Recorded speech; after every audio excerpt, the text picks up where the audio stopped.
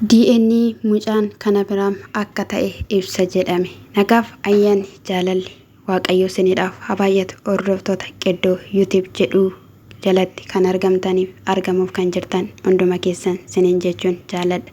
Egaa dhugaanii hin qallatti malee hin cittu jedhan.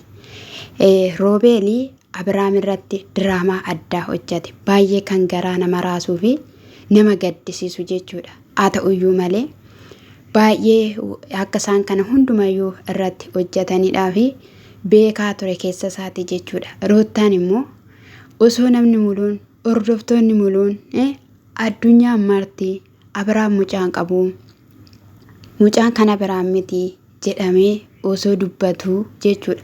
Roottaan garuu kan keeti jette jechuudha. Haa ta'uyyuu malee irraa beekamaaniin jechuudha akka dhugaadhaan hin jenne jechuudha. Sababni isaa immoo Roobeelii akkuma dura isiniin jedhee viidiyoo qullaa Ruuttaan waraabee of harkaa qaba.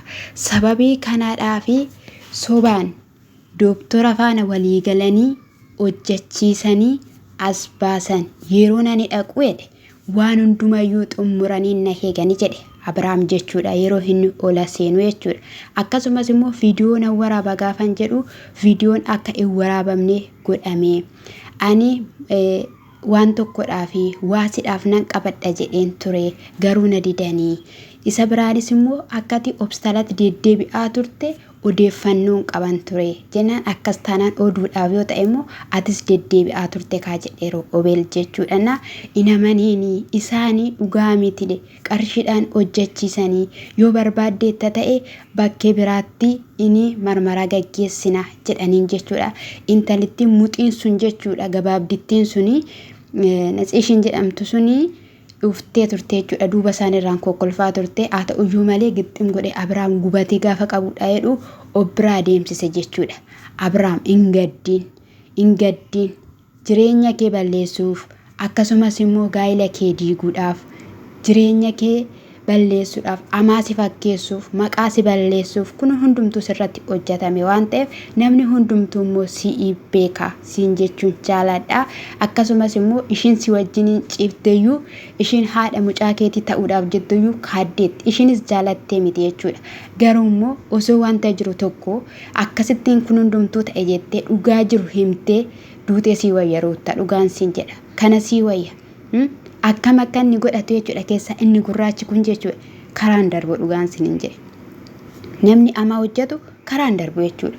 Waan qabatu wallaalee nan dubbadha gaafa jedhe dubbachiisuu didee Abiraamiin gaafa ishii faana haasa'uu barbaanna ishitti waan ani himuun qabaa yookiin guyyaan har'aa sa'aatii keenya ta'uu mala yeroon kun yeroo keenya ta'uu mala gisee tokko duwwaa waan ani hangar'aatti ishitti himnetu jira sitti hima jennaan wanta hangar'aatti natti himne maalidha jennaan anaan namatti ture jennaan si amaneen hundumayyuu si dhiisanii hanga har'aatti si faana ture jetteen jechuudha. Hiriyoonni isaa akkasumallee Buruukii fi Abeelii waan dubbata wallaalanii waan cidha wallaalan jechuudha.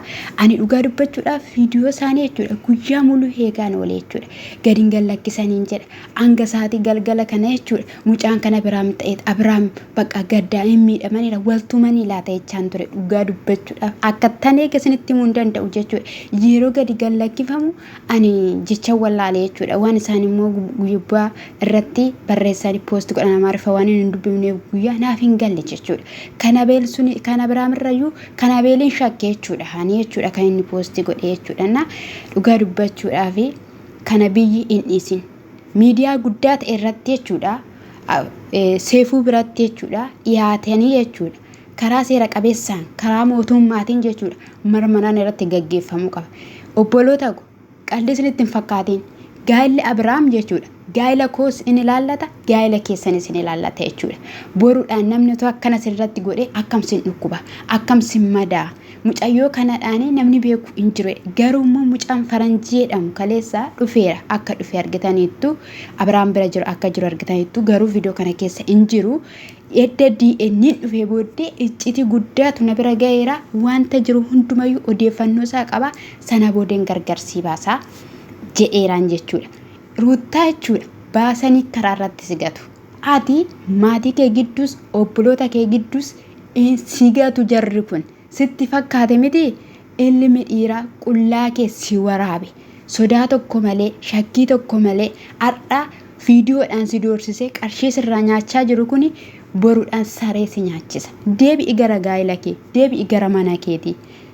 Dhimmi cikiin hin darbatiin bannaatish dhugaan sin jedha. Ani baay'ee dhugaan sin hin jedha. Miidhama ruuttaa caala miidhama biraantu natti dhaga'amaa jira dhugaa waaqayyoo jechuudha. Maaliif yoo jettaniitu ta'e guyyaa manaa baate iddaa waa'ee natsiintalitti sanaatiidhaanii dhuftee gargar baaniiti guyyaa hundumaa Abiraam in kadhata balleesseera jedhee yeroo lama keekii qopheesse dhiifama gaafachuudhaaf jechuudha. Ababaa geesse dhaqe harkaa kukkutan kabajanni laateef hundumayyuu salphifte eessa jirtaayyuu kaleessa jettee akka barbaaddetti jechuudha. Lapheedha kanaa yeroo hunduma darbatu sababa ruuttaatiin jechuudha. Abiraam wanti inni taane hin jiru. Nuti miidiyuma irratti isaan beekna. Osoo waliin jiraatanii baay'ee namatti tolu. Maal sin jedhu har'a jechuudha. Doorsisaa ilma dhiiraa ishii salbaajoo ta'u uffattee jechuudha. Akka dingataa irra barraa ka'anii namoota bobba'an fakkaatu dhugaa dubbachuudhaaf jechuudha. Har'a obboloonni isaa maal sin jedhu. Garaan abbaa Abiraam maal sitti agaddu? Garaan gaashee maal sitti agaddu? Isaan okkoo kadhachaan jira walitti deebi'u dhalli koo yeroo walitti fida jedhanii dhugaa dubbachuudhaaf dubbachaa turaniiru. Yeroodhaaf dhiisaa, saatiidhaaf dhiisaa walitti fidaadhanii yeroo darbe busiyyeen gaafa waamtee gaashiyyee osoo naraarsin hin deebiteen galiin jennaan akkas jedhani. Atis DN jettee watwata kan turte ruuttaa kana beektaa jechuudha. Kun immoo afeenaaf dhugaadha afeenaaf. Qalli isinitti fakkaate miti wanta har'a isin gootan kun boruun garuu miidhaa isinirra fide. Intala sanarra miidhaatu gaa jechuudha. Inaaf waan ta'eef jechuudha. Gadi baa waan ta'eef jechuudha. Isa kanadha garuu madaan lapheen Abiraam ruuttaaf hin fayyadee yaaduun. Abbaa manaa keetim dhugaan sin jedha maaf akkana goota namni guyyaa tokko biddeena wajjin nyaattan sin hin gaddisiisu. Nama guyyaa tokko rakkatee karaa irratti argitaniif hin gadditanii obboloota ko nama gaddisiisa. Akkamittidhaan ittayyuu jechuudha. Anaan dhugaa rabbii ennaan nabeel fa'ii bira dhufee bakka maanna namee jedhu ana maal jetta maanni jedhanii bakka boo'ee mimmaanidhaan kadhachuun sin barbaachisu Abiraam dhugaa qabda waan ta'eef jechuudha. Achi booddee natti maaltu ta'e ennaan bakka akka godhaniiru jedhe maal godhaniiru jennaan kan Abiraam yaante nu tabiyyaallo jedheen kan keetinaan jedhaniiru. Kanaafiyyuu isaan dhufanii isinitti himan wanta ta'ennaan dhufanii kinoo dhugaa sin jirtu sinii bahee jira bakka masarajjaadhaan sinii finnee jirra warra masarajjaa sinitti hafee abaarsi jechuudha warri koomentii sin abaaran abaarsi dhalli nama abaarsi Itoophiyoonni sin abaaranii sin biqilchu abeelli roobelis ta'e abbuushis ta'e jechuudha. Maa ittati yeroo darbe keessaa baheeran jennee har'a akkamitti dhufteetti galte? Eessaatti dhufte har'a?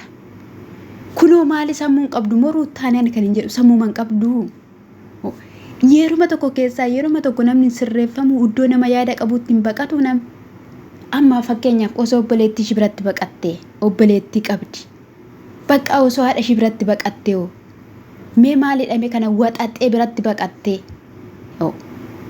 Ati dhugaa dubbachuudhaaf ruuttaan jechuudha rakkoo guddaa qabdi siniin galle malee dhugaan siniin jedha. Warri immoo ruuttaaf Abiraamiif jettanii qabsooftanii gara lamatti nama hirtanii jechuudha dhugaadhaaf qabsooma dhugaan siniin jedhe dhugaadhaaf qabsooma. Bakka koomentii mataa keessanii barreessuu dandeessu tokko jechuudha nama abaartu jechuudha koomentii jalatti irratti gaafa namni waa barreesse dhuftanii maal si galche maal si dhibe irraa dubbachuuf mirga guutuu qabna bakka irraa dubbanna da miidiyaa nama miidiyoota taane jechuudha.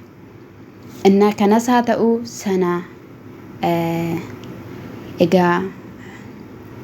ወተዋቴራ ኢጂራ ኢታሰይራ ገሩና ሶፍሲሱ መሌ ሮቤልና ሶፍሲሱ አብራሚዳን ኡጋ ጭቡን ደለ ከናሲ ኩኩታ ገሩ ገና ዋን ባየተ ነመደምቱ ቦሩን ጋይለ ነማርጊቱ ደርቢቴስ ሞ ደላን ነማርጊቱ ዳቲ ቦሩ ኢሳር ፈጫፍቴ ከና እኛታ ኡጋን ሲንጀ ሲኛቺ ሰረብ ገዲ ቀቤ namni kanuma facaasee ammatee nyaata waan ta'eef jechuudha.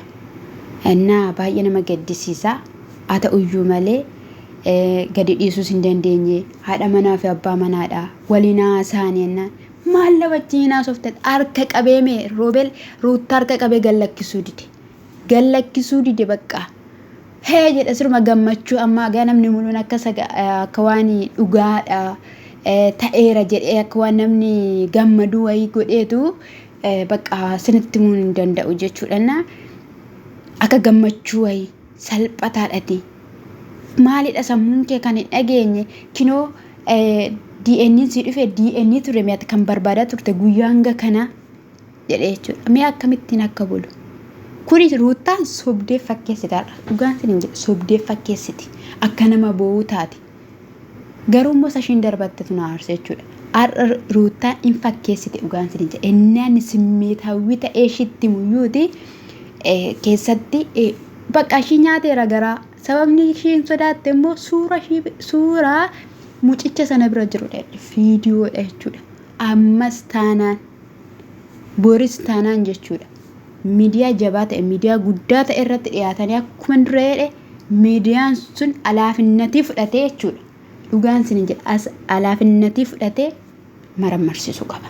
Birriidhaan geeddaranii. Dooktorri sunis dooktorri kana godhes immoo qabamuu qaba. Inni DNA'n alatti ilaalamaa jedhaniiru.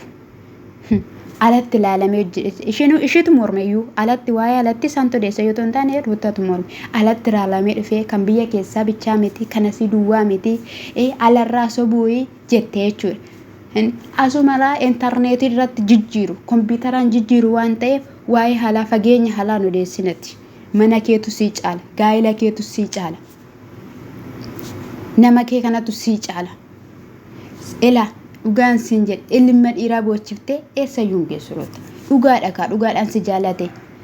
Ati kan hundumaa irratti taasistee isayyuu marmaraa akkosii jechuudhaaf garaa si ga'uudhaaf jedhee marmaraa gaggeesse malee dirqama hin qabu ture jechaanii jira jechuudha. Ishiidhaaf garuu kun hundi isaa galaan jiru jechuudha.